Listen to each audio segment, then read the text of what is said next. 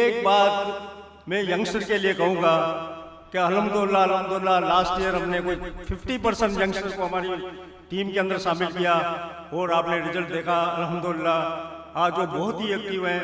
खास करके मैं नाम लूँगा ताहिर रूमी साहब का, जिन्होंने आप बिल्कुल यंग है लेकिन IT सेक्शन में उन्होंने बड़ा काम किया है। इसी तरह आप इरफान डेडी साहब को देख लें, अपना कुतियार मेमोरियल हॉस्पिटल के सुप्रीम काउंसिल में है, प्रेसिडेंट है अपना कुतियार मेमोरियल कोर्स के। इसी तरह अयाज बंदूकरा का कौन भूल सकता है। माशाल्लाह जो महफिल जमी हुई है इनमें सबसे बड़ा हाथ अयाज बंदूकरा साहब का है और माशाल्लाह इनको कोई काम दे दो तो पूरे पीछे नहीं हटते हैं। इसी तरह फयाक परवेज़नाज़ हमारे साथ मौजूद हैं, जैन मुंडिया साहब, ये कभी पहले कभी नहीं आए थे जमात के अंदर। अल्हम्दुलिल्लाह ये सब हमारी काबिज थी कि हम चाहते हैं कि जिस तरह नादिर रोजा साहब है, बासित मुंडिया साहब हैं, मोहसिन परदेसी साहब हैं, नवीद कासम साहब हैं, शाहिद लेहरा साहब हैं।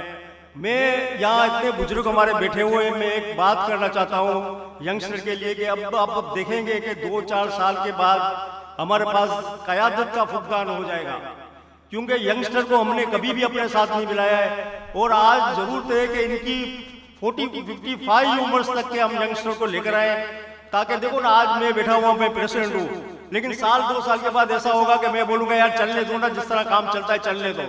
लेकिन मेरी जगह पे अगर कोई यंगस्टर आ गया तो जरूर सोचेगा कि अगर हाजी उस्मान ने ये काम किया तो मैं इससे बढ़ चढ़ के कोई काम करूँ। तो बहुत जरूरी है कि हम यंगस्टर को साथ में लेकर आए। जब एक यंगस्टर अपनी फैमिली का अरबों रुपए का बिजनेस चला सकता है, तो क्या कुतियारा जमात को 25 करोड़ रुपए के टर्नओवर को नहीं चला सकता है? लेकिन इस पे हमको फोकस करना पड़ेगा, यंगस्टर को लाना पड़ेगा। इसके सिवा अगर नहीं लाए तो मैं आपको यकीन के साथ कह सकता हूँ कि 2-3 साल के बाद आपको आदमी नहीं मिलेंगे जमात चलाने के लिए। तो आज वक्त है हम लेकर आए 50%। इंशाल्लाह कोशिश करेंगे कि बाकी भी, जैसे हमने एग्जीक्यूटिव बोर्ड बनाया है, अयाज बंदूकरा इसके चेयरमैन साहब हैं, और इसके साथ 50 लोगों को दूसरा हम लेकर आए। इंशाल्लाह 1-2 साल के अंदर नई खेप तैयार हो जाएगी। लेकिन सबसे पहले आपको स्पेस देना पड़ेगा, आपको अपनी सीट छोड़नी पड़ेगी। और सबसे पहले मैं ऐलान करता हूं कि अगर कोई यंगस्टर आया तो सबसे पहले हाजी उस्मान इनके हक में दस्तबरदार होगा, इनके साथ में बैठूंगा, इनकी एडवाइजरी टीम में मैं शामिल होऊंगा और इनको हर किस्म का मैं ताउन करूंगा। लेकिन ये बस हमारे बड़े जितने बुजुर्ग बैठे हुए हैं, पहले तो ये बात इनको हजम हो कि हमको ये सीट छोड़नी है। मेरे को नहीं लगता है कि इस तरह होगा, लेकिन इनको समझाना पड़ेगा। समझदार लोग हैं, अगर ये आज अपनी सीट छोड़ेंगे तो हमारे पास बड़े काबिल लोग हैं। मैं आपको बता रहा हूँ कि अभी 6-8 महीने पहले हमने IT का प्रोग्राम शुरू किया, ताहिर रूमी चेयरमैन है इसका। देखो कहाँ से कहाँ पहुंच गया। आसिफ फैंसी को आप देखें, मेरे ख्याल में हजारों बच्चों को कोई डॉक्टर बन गया, कोई चार्टर्ड अकाउंटेंट बन गया।